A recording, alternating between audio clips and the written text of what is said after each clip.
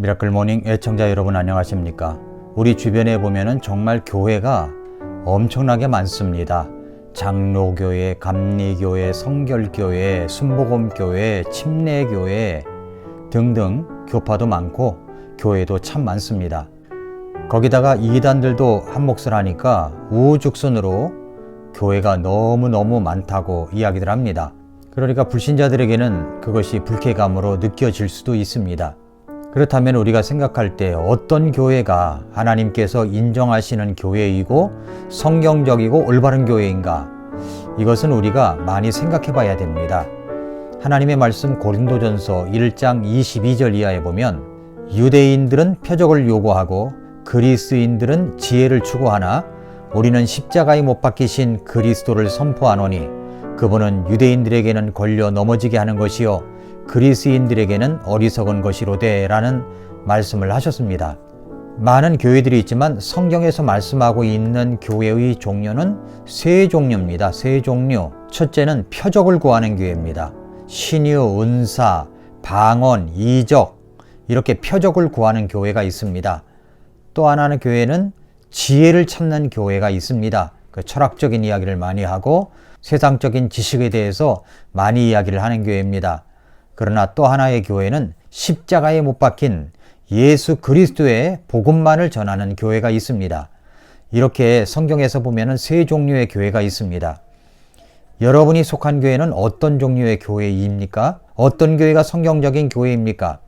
성경에서 말씀하고 있는 것은 바로 십자가에 못 박힌 예수 그리스도의 십자가의 복음을 전하는 교회가 정말로 성경적인 교회입니다.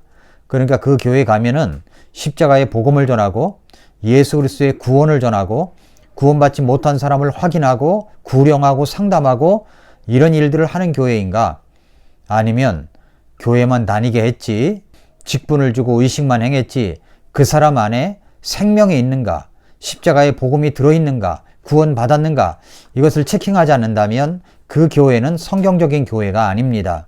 그래서 성경적인 교회는 복음을 선포하고 일꾼을 양육해서 또 다른 사람들에게 복음을 전할 수 있도록 만드는 교회, 그런 교회가 바로 성경적인 교회인 줄로 믿습니다.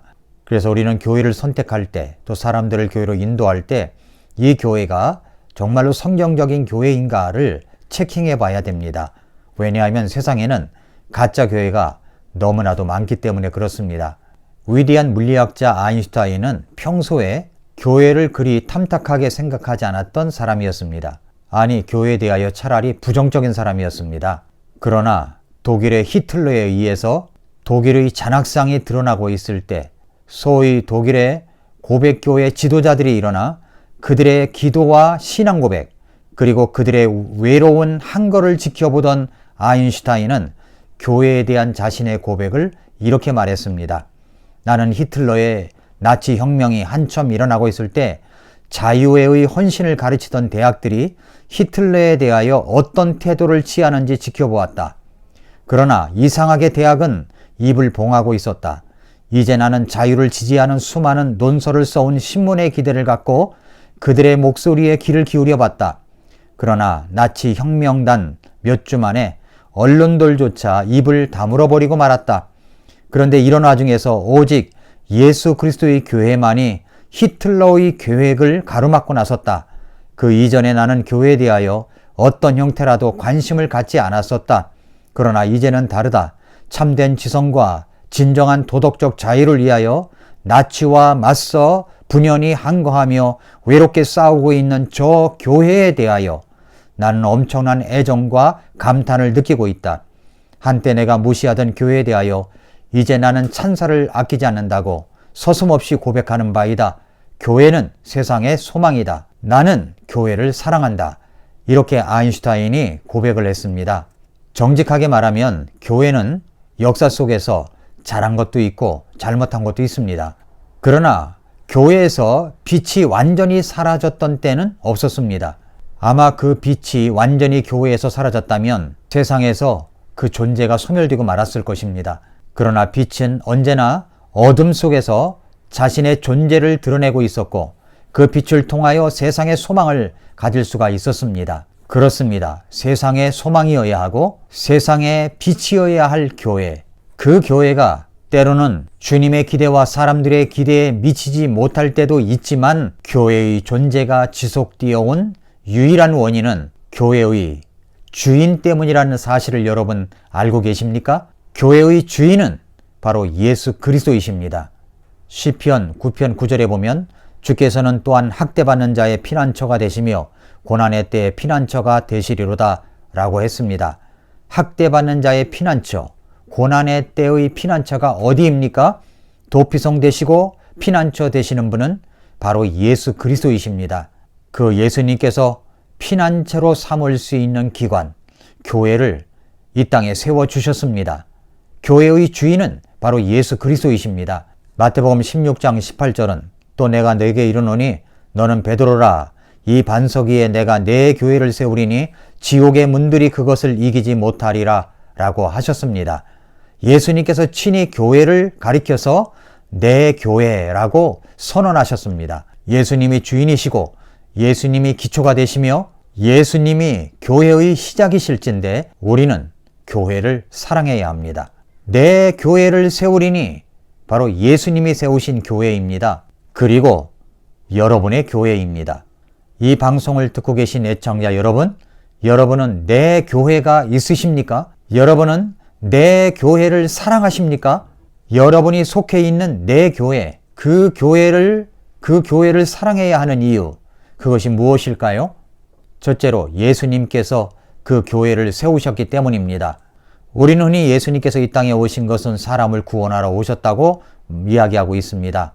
누가복음 19장 10절에서도 사람의 아들은 잃어버린 것을 찾아 구원하러 왔느니라고 말씀하셨습니다. 맞습니다. 예수님은 저와 여러분을 구원하기 위해서 이 땅에 오셨습니다. 그러나 예수님은 개인만 구원하시러 오신 것만은 아닙니다. 그 구원받은 사람들이 하나가 되어 공동체를 이루어서 모임을 가질 수 있는 기관, 그 기관을 만들어 놓으시기 위해서도 오셨습니다. 그 기관이 바로 교회입니다. 교회라는 말은 헬라어로 에클레시아라는 말로서 세상에서 이끌어내어 구원받은 사람들의 모임을 가리켜서 교회라고 합니다. 그래서 예수님은 로컬 처치, 바로 지역교회를 세워주신 것입니다. 그래서 예수님은 오늘 본문에서 제자들에게 이렇게 말씀하셨습니다. 이 반석 위에 내가 내 교회를 세우리니. 베드로는 연약한 인간, 개인에 불과한 사람이었지만 그가 주님 앞에 엎드려 주는 그리스도시요 살아계신 하나님의 아들이십니다 라고 고백하자 그 고백을 통해서 교회의 미래를 보신 것입니다. 교회에 많은 사람들이 오지만 의미 없이 왔다 갔다 하는 사람들은 주님께서 인정하지 않으십니다. 그 교회에 소속되어 함께하는 사람들, 그런 사람들을 주님께서 인정하십니다. 그러므로 교회는 구원을 받고 침례에 순종한 사람에 의해서 회원이 되어 교회가 구성되고 움직일 수 있고 운영될 수가 있는 것입니다. 교회는 주께서 교회를 세우러 오셨다는 사실에 근거하여 세워진 교회입니다. 왜 우리는 나의 교회를 사랑해야 합니까? 둘째로 예수 그리스도께서 교회를 위하여 죽으셨기 때문입니다. 왜 예수님께서 오셨습니까? 죽으러 오셨다고 했습니다. 성경에 보면 인생이 살면 70이고 강건하면 80이라도 그 연수의 자랑은 수고와 슬픔뿐이라고 말씀하고 있습니다. 그런데 우리가 7, 80의 인생, 건강 수명이 7, 80이라고 하는데 그 나이에서 10을 빼보십시오. 그 나이가 아주 건강하게 힘있게 살 수 있는 나이입니다. 연세가 많아지면 움직일 수 있는 힘이 약해지기 때문에 그렇습니다. 그런데 인생에 정해진 나이에서도 10을 빼버렸지만은 그 나이에서, 그 10을 빼버린 그 나이에서도 알 수 없는 일들이 많이 일어날 수가 있습니다. 그것까지 생각한다면 내가 지금 건강하게 살고 있다는 사실에 대해서 우리는 하나님께 정말로 감사를 드려야 합니다. 건강하게 살아간다고 하더라도 요즘은 안 좋은 소식들이 많이 일어납니다. 30, 40대에 암이라는 소식도 종종 있지만은 40대에서 60대를 보면은 암에 걸린 사람들의 소식들이 많이 들려옵니다. 그렇게 살아가면서 생활 방식이나 태도가 부정적이면 건강이 더 심해질 수가 있습니다. 우리가 알고 있는 사람들 중에서도 암을 앓고 세상을 떠나는 사람들이 종종 있습니다. 그래서 그 다음 차례는 혹시 내가 아닌가 생각해서 두려워서 내게 조금만 질병이 있어도 병원에 가서 진단받기가 그렇게 힘든 것입니다. 왜냐하면 혹시 암일지도 모른다 이런 생각 때문에 그렇습니다. 우리는 내일 일을 알지 못합니다. 사람이 죽으면 그냥 끝나는 것입니까? 아닙니다. 한 번 죽는 것은 사람에게 정해진 것이지만 그 뒤에는 심판이 있다. 히브리서 9장 27절에 말씀하고 있습니다. 죄의 삭은 사망이라고 했습니다. 그러므로 죽음으로 끝나는 것이 아닙니다. 죽은 뒤에는 반드시 죄에 대한 심판이 우리를 기다리고 있습니다. 중요한 것은 우리가 반드시 죽습니다. 그런데 언제 죽을지 모릅니다. 그렇기 때문에 우리는 내일에 대한 불안과 두려움 속에서 살아가고 있는 것입니다. 그러나 예수님께서 십자가에서 우리를 위하여, 나를 위하여, 내 죄를 위하여 죽으시고 부활하셨습니다. 그리고 나를 구원해 주셨습니다. 예수님께서는 바로 교회를 위하여 죽으러 오셨습니다. 그래서 저와 여러분을 살려내시기 위해서 그렇게 하신 것입니다. 예수님이 왜 오셨습니까? 저와 여러분들을 구원하기 위해서 오셨습니다. 그러나 그것만이 아닙니다. 바로 예수님께서는 교회를 위하여 죽으시러 오신 것입니다. 내가 왜 교회를 사랑해야 되는 것입니까? 예수님께서 바로 교회를 위하여 십자가에서 죽으셨기 때문입니다. 왜 우리는 나의 교회를 사랑해야 합니까? 마지막으로 예수 그리스도께서는 교회를 통하여 일하시기 때문에 그렇습니다. 사실 우리의 인생은 하나님의 목적이 있는 인생입니다. 그 목적이 있는 인생은 교회를 통하여 하나님의 각종 필요한 것을 공급받습니다. 하나님께서 이 땅에 예수 그리스도를 보내주셔서 교회를 세워주셨습니다. 이 교회는 하나님의 작품입니다. 그래서 하나님께서 교회를 이 땅에 남겨두신 예수 그리스도의 몸이다 라고까지 말씀하실 정도입니다. 하나님은 교회를 통해서 구원을 주십니다. 하나님은 교회를 통해서 우리가 능력 있는 삶을 살 수 있도록 역사하십니다. 하나님은 교회를 통해서 모든 것을 주신다는 사실입니다.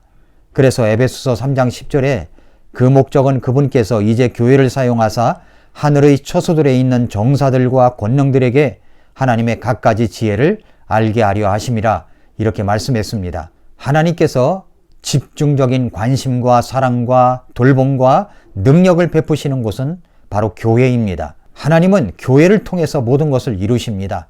교회를 통해서 우리에게 능력을 베풀어 주시고 축복을 베풀어 주십니다. 내가 교회를 사랑해야 된다는 말은 정말로 많은 것이 포함되어 있는 말입니다. 우리가 교회를 사랑해야 할 이유가 무엇이라고요? 지금도 주께서 교회를 통하여 일하시고 계시기 때문입니다. 우리가 주님의 살아계심을 어떻게 인지하고 경험할 수가 있습니까? 우리의 예배, 우리가 드리는 예배, 우리가 하는 교제, 우리가 드리는 기도, 우리 기도의 응답의 장이 바로 교회인데 그 교회를 통해서 역사하시는 우리는 하나님을 생각할 수가 있습니다. 이런 거룩한 공동체, 이 거룩한 경험의 공동체인 우리 교회를 위하여 주님의 몸된 교회를 어떻게 사랑하지 않을 수가 있단 말입니까? 주님께서 허락하신 최고의 특권이 무엇입니까? 마태복음 16장 19절에 보면 내가 하늘의 왕국의 열쇠들을 네게 주리니 무엇이든지 네가 땅에서 묶으면 그것이 하늘에서 묶일 것이요 무엇이든지 네가 땅에서 풀면 그것이 하늘에서 풀리리라 하시고 말씀했습니다. 가톨릭에서는 이 열쇠를 베드로가 교황으로서 교황 수의권이 있다고 말합니다만 그것이 아닙니다. 이것은 개인 지도자 베드로가 아니라 베드로가 대표로 고백되어진 그 교회를 통하여 그 교회 공동체의 믿음의 실천으로 이해해야 하는 것입니다. 그것은 마태복음 18장 18절부터 19절에서 그 의미가 분명히 드러나고 있습니다. 진실로 내가 너희에게 이르노니 무엇이든지 너희가 땅에서 묶으면 그것이 하늘에서 묶일 것이요 무엇인지 너희가 땅에서 풀면 그것이 하늘에서 풀리리라. 그리고 나서 다음 말씀을 보면 그것이 어떻게 이루어지는가를 말씀하시고 있습니다.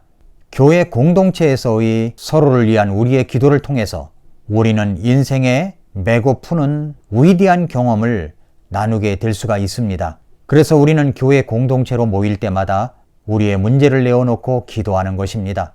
왜냐하면 주님께서 그곳에 함께 하시기 때문입니다. 마태복음 18장 20절에서 교회 이름으로 두세 사람이 내 이름으로 함께 모인 곳에 나도 거기에 그들의 한가운데 있느니라 하시니라고 약속하셨기 때문입니다. 교회는 우리 주님께서 피 흘려 죽으심으로 세우신 기관입니다. 그 교회를 통하여 복음을 듣고 구원을 받습니다. 내가 교회를 사랑해야 할 이유가 바로 여기에 있는 것입니다. 사랑하는 애청자 여러분, 교회는 인생의 피난처입니다. 교회는 인생의 도피처입니다. 인생의 피난처인 이 교회를 내가 사랑하고 여러분의 가족이 사랑하고 우리의 자녀들도 사랑해서 그 안에서 말씀의 양육을 받고 가르침을 받고 성장을 하고 양육받고 축복을 받는 그런 교회가 될 수 있도록 우리 모두 함께 해야 합니다. 요즘 시대는 교회가 지탄받는 사회입니다. 그럼에도 불구하고 우리는 주님의 몸된 교회를 사랑해야 됩니다. 여러분의 교회를, 우리 교회를 사랑하십시오. 오늘도 미라클 모닝입니다.